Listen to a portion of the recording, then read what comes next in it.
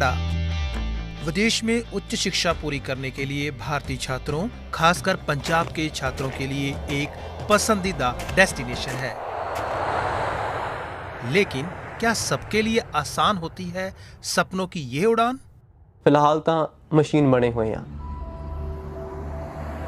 ਇਹ ਦੇਸ਼ ਹੀ ਇਹੋ ਜਿਹਾ, ਇਹਨੇ ਪਹਿਲਾਂ ਹੀ ਇਦਾਂ ਦਾ ਮੱਕੜ ਜਾਲ ਬੁਣਿਆ ਹੋਇਆ ਹੈਗਾ ਕਿ ਤੁਸੀਂ ਸੋਚੋ ਨਿਕਲ ਹੀ ਨਹੀਂ ਸਕਦੇ। ਹੁਣ ਇੱਥੇ ਆਏ ਤਾਂ ਪਤਾ ਲੱਗਿਆ ਵੀ ਜੋ ਚੀਜ਼ ਦਿਖਾਈ ਗਈ ਹੈ ਸਾਨੂੰ ਉਹ ਚੀਜ਼ ਸੱਚ ਨਹੀਂ ਹੈ। ਸਟਰਗਲ ਤਾਂ ਉਦੋਂ ਸਟਾਰਟ ਹੁੰਦੀ ਹੈ ਜਦੋਂ ਤੁਸੀਂ ਲੈਂਡ ਕਰਦੇ ਹੋ, ਜਾਣਾ ਕਿੱਥੇ ਆ, ਰਹਿਣਾ ਕਿੱਥੇ ਆ, ਕਾਲਜ ਕਿੱਥੇ ਆ, ਮੇਰਾ ਕੰਮ ਕਿਵੇਂ ਲੱਭਣਾ।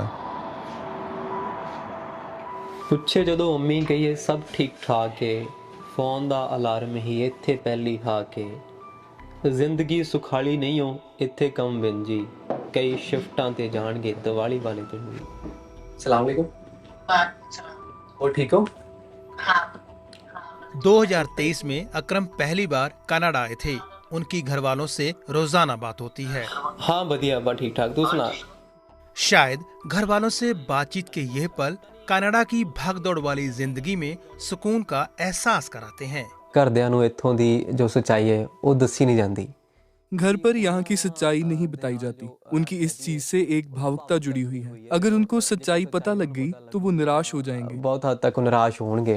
ਅਸੀਂ ਆਪਣੀ ਜ਼ਿੰਦਗੀ हम अपनी जिंदगी यहाँ जी रहे हैं।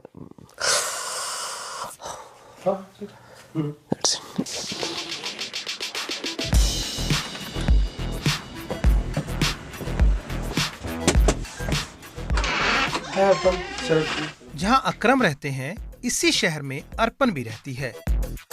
अर्पण 2021 में कनाडा आई थी। इंडिया तो मैं जब भारत से आ रही थी तो मैंने कई वीडियोस देखे थे। वीडियो में दिखाते हैं कि लोग मस्टैंग कार ले रहे हैं, चमक धमक। मुझे लोग कहते थे कि तू जा रही है पर तू तैयार होकर जाना। मैं कहती थी कोई चक्कर नहीं, मैं देख लूंगी, ऐसी क्या बात है। मैं यहाँ आई तो पता चला कि भाई जो चीज दिखाई गई है वो चीज सच नहीं है। गांव में पले बड़े अकरम पंजाब के बरनाला से हैं। पिता मजदूरी करते थे। अर्पण पंजाब के मुक्तसर साहिब से हैं। उनके माता पिता टीचर हैं। अकरम और अर्पण कनाडा के ग्रेटर टोरंटो इलाके में रहते हैं। कनाडा का ब्रैम्पटन इलाका भारतीय छात्रों का पसंदीदा है। अकरम फिलहाल पढ़ रहे हैं। खर्च पूरा करने के लिए वो 2 जगह पार्ट टाइम जॉब करते हैं।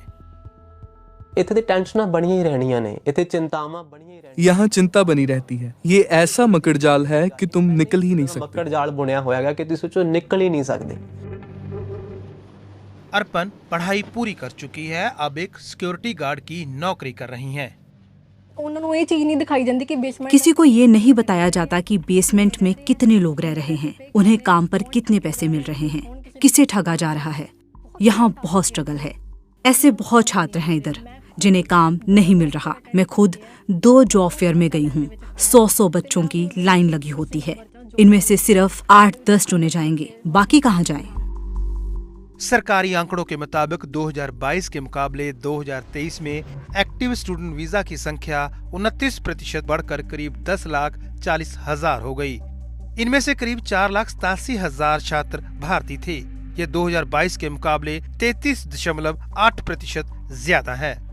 सरकारी आंकड़े बताते हैं कि कनाडा में 3,45,000 घरों की कमी है, जिसकी वजह से यहाँ पर हाउस रेंट काफी बढ़ गया है और मजबूरन छात्रों को बेसमेंटों में रहना पड़ रहा है।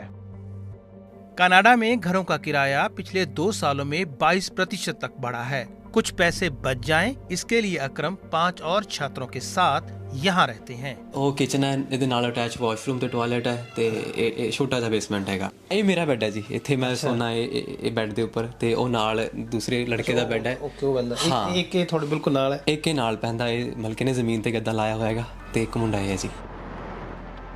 ग्रेटर टोरंटो इलाके में लंबे समय से काम कर रहे पत्रकार जसवीर सिंह शमील को लगता है कि पिछले 10 सालों में इंटरनेशनल स्टूडेंट्स का रश बढ़ा है। कई बच्चे पूरे मन से कनाडा पढ़ने आते हैं, लेकिन जब पढ़ाई पूरी कर लेते हैं तब यहाँ के माहौल का पता लगता है। यहाँ जॉब्स की बहुत कमी है। कई लोगों को नौकरी मिल जाती है, लेकिन ज्यादातर लोग दूसरा कोई काम करने लग जाते हैं। ज्यादातर लोगों को यहाँ आकर एहसास होता है कि यहाँ नौकरियाँ तो हैं ही नहीं। नौकरी की कमी, ऊपर से बढ़ती महंगाई। विशाल खन्ना ब्रैम्पटन में फूड बैंक चलाते हैं। वो बताते हैं कि यहाँ से हर महीने 600 से 700 बच्चों की मदद की जाती है। कोविड ਜਦੋਂ ਹਿੱਟ ਹੋਇਆ ਤੇ ਸਾਡੇ कोविड के बाद ज्यादा रिक्वेस्ट आने लगी। पिछले 2 सालों के अंदर रेंट बढ़ गए, नौकरी नहीं है। पहले 40 घंटे काम कर पाते थे, अब सिर्फ 20 घंटे। खाना खरीदना यहाँ के लोगों के लिए महंगा है। फिर ये तो बच्चे हैं ना, इनके पास कोई सैलरी थोड़ी है।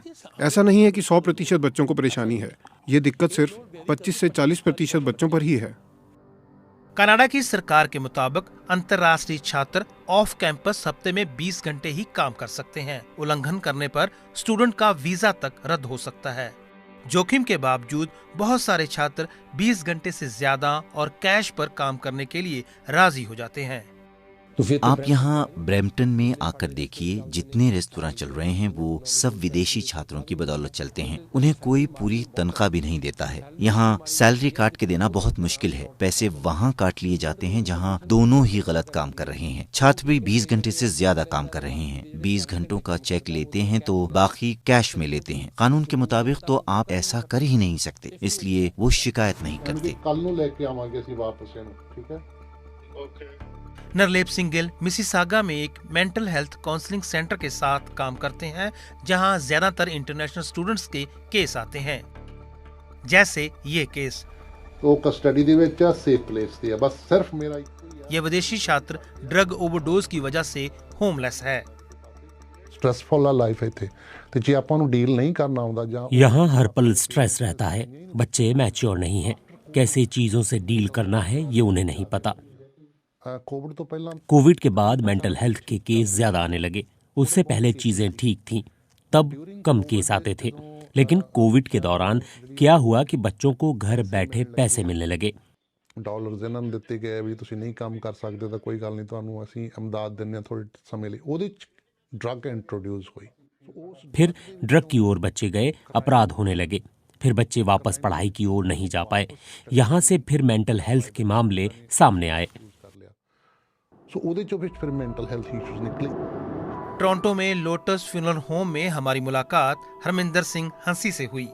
डेथ रेट हैगा ਜਿਹੜਾ स्पेशली अपने इंटरनेशनल स्टूडेंट कम्युनिटी में गल करा अगर ते ਉਹਦੇ ਵਿੱਚ विदेशी छात्रों में मरने वालों की बात करें तो पिछले साल के मुकाबले ये काफी बढ़ा है। ਉਹਦੇ ਵਿੱਚ काफी ज्यादा इजाफा, बहुत बड़ा जंप आया है।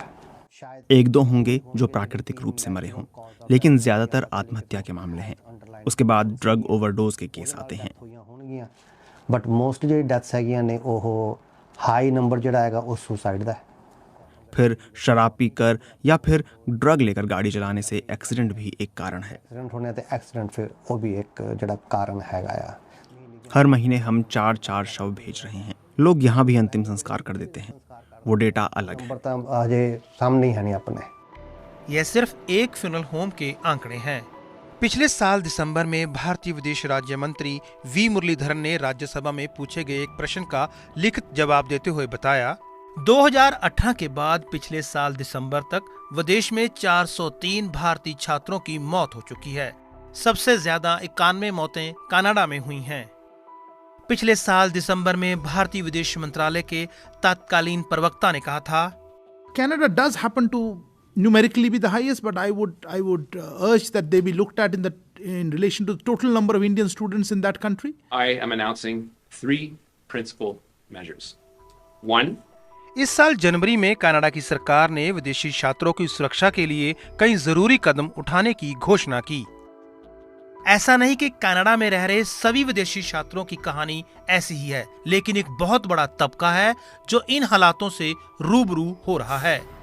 लेकिन क्या वापस अपने देश लौट जाना एक विकल्प हो सकता है?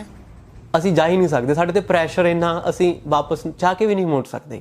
ਉਹ ਰਿਸ਼ਤੇਦਾਰਾਂ ਦਾ ਪ੍ਰੈਸ਼ਰ ਵੀ ਹੈ, ਸਮਾਜ ਦਾ ਪ੍ਰੈਸ਼ਰ ਵੀ ਹੈ, ਕਿਉਂਕਿ ਬਹੁਤ ਗੰਦੀ ਨਜ਼ਰ ਨਾਲ ਦੇਖਿਆ ਜਾਓ ਫਿਰ ਤੁਹਾਨੂੰ। ਕੈਨੇਡਾ ਇੱਕ ਮਿੱਠੀ ਜੇਲ੍ਹ ਹੈ ਜਿਸ ਵਿੱਚ ਤੁਹਾਨੂੰ ਸ਼ਾਇਦ ਤਾਂ ਮਿਲੂਗਾ, ਪਰ ਤੁਸੀਂ ਜੇਲ੍ਹ ਦੇ ਵਿੱਚ ਬੰਦ ਹੋ, ਤੁਸੀਂ ਹੁਣ ਸਟਕ ਹੋ ਗਏ ਉੱਥੇ ਵੀ ਤੁਸੀਂ ਤਾਂ ਨਿਕਲ ਨਹੀਂ ਸਕਦੇ। ਲਾਈਫ ਟਾਈਮ ਕਾਈਂਡ ਆਫ ਹੈ।